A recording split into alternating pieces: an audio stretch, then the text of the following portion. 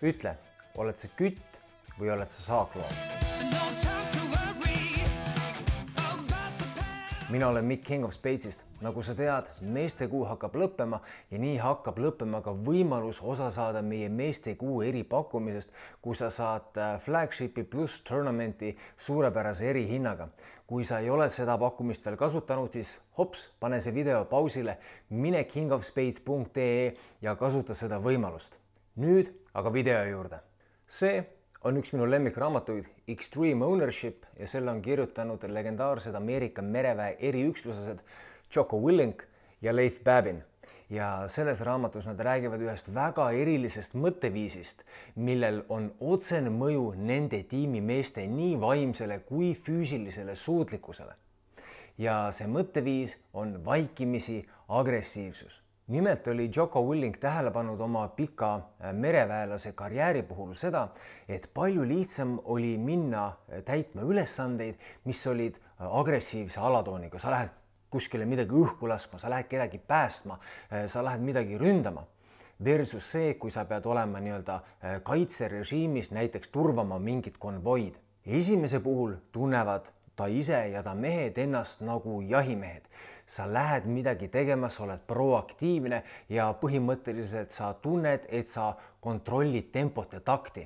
Teise puhul aga sa oled reaktiivses seisus. Sa oled nagu saakloom. Sa ootad, et midagi juhtuks selleks, et sa saaksid ise reageerida sellele situatsioonile. Nii et põhimõtteliselt see on kütimentaliteet versus saaklooma mentaliteet. Ja loomulikult kütimentaliteet on meile meestena palju omasem.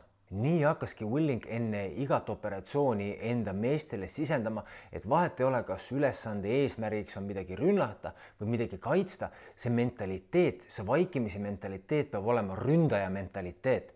Isegi siis, kui sa oled konvois ja turvad seda konvoid, siis sa pead vaatama väga hoolega, kus on vaenlased, et sa saaksid neid rünnata, olla proaktiivne. Põhimõtteliselt sa defineerid enda jaoks selle situatsiooni ümber mitte kaitse perspektiivist lähtuvalt, vaid ründe perspektiivist lähtuvalt, et sa oled nagu luurekäigul vastase tagalasse ja sa ootad ise võimalust esimesena rünnata. Kuigi missiooni idee on tegelikult konvoid kaitsta. Ta pani tähele, et sellise mentaliteediga on mehed palju ärksamad, palju positiivsemalt meelestatud ja nende nii vaimne kui füüsiline suutlikkus olid paremad. Need mehed tundsid ennast uuesti küttidena, mitte saakloomadena. Seesama mõtteviis kehtib ka tsiviilelus.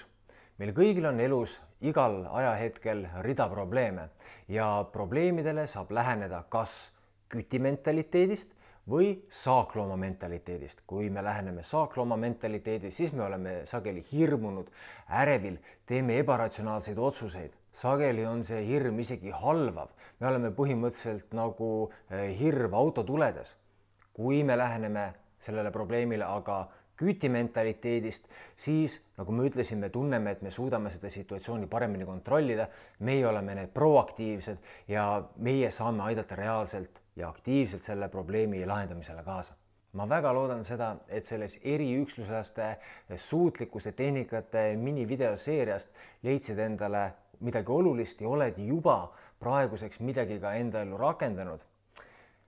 Selleks korraks kõik, aga kohtume juba varsti uute teemade ja uute videotega.